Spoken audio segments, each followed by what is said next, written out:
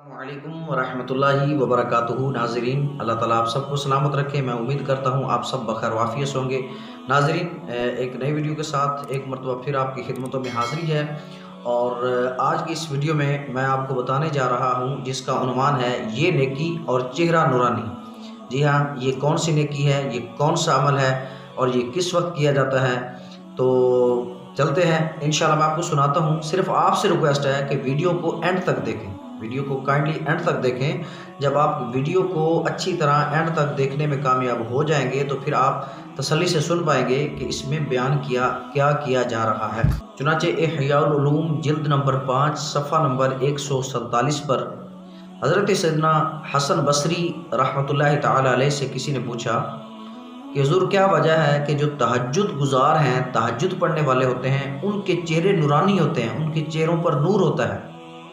تو آپ رحمۃ اللہ تعالی علیہ نے بڑا پیارا جواب ارشاد فرمایا اس لیے کہ وہ اپنے پاک پروردگار کے لیے تنہائی اختیار کرتے ہیں، تو اللہ پاک ان کو اپنے نور کا لباس پہنا دیتا ہے، اس لیے ان کے چہرے نورانی ہوتے ہیں۔ سبحان اللہ۔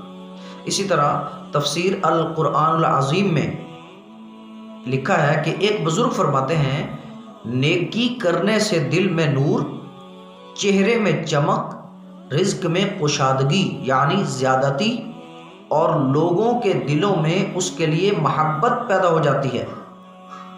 امیر المؤمنین حضرت سیدنا عثمان غنی رضی اللہ تعالی عنہ کا ارشاد ہے، ایک شخص کوئی کام چھپ کر بڑی رازداری سے کرتا ہے، اللہ پاک اس کے آثار، اس کے چہرے اور اس کے کلام یعنی گفتگو میں نمایاں کر دیتا ہے۔ تو ناظرین، نیکیاں ہم کوشش کریں، جیسے گناہ بیان کرنے کا دل نہیں کرتا نا، کوئی کر لے، کوئی خطا ہو جائے تو وہ اس کی کوشش ہوتی ہے کہ نہ کسی کو پتہ نہ چلے، تو نیکیاں بھی ہم کوشش کریں کہ ہم اچھائیاں، نیکیاں، اچھے کام جو ہے وہ اخلاص کے ساتھ اللہ تعالیٰ کی بارگاہ میں یکسوئی کے ساتھ تنہائی میں گڑ گڑا کر رو کر اللہ کی بارگاہ میں عبادت کریں، کریم رب کی بارگاہ میں جھکیں، اللہ کی بارگاہ میں التجائیں کریں۔ انشاءاللہ ہمارے کہے بغیر، ہمارے چاہے بغیر اللہ تعالیٰ لوگوں کی دلوں میں نیک بندے کی محبت پیدا کر دیتا ہے۔ اللہ تعالیٰ اس کی گفتگو میں اس طرح کی چاشنی، اس طرح کی تاثیر رکھ دیتا ہے کہ جب نیک بندہ، اور واقعی نیک بندہ جب بولتا ہے تو اس کے بولنے میں بڑا اثر ہوتا ہے، اس کی بات میں بڑا اثر ہوتا ہے، لوگ خود بخود اس کی طرف مائل ہونا شروع ہو جاتے ہیں، اس کو دنیا والے خود اپنی زبانوں سے نیک کہنا شروع کر دیتے ہیں۔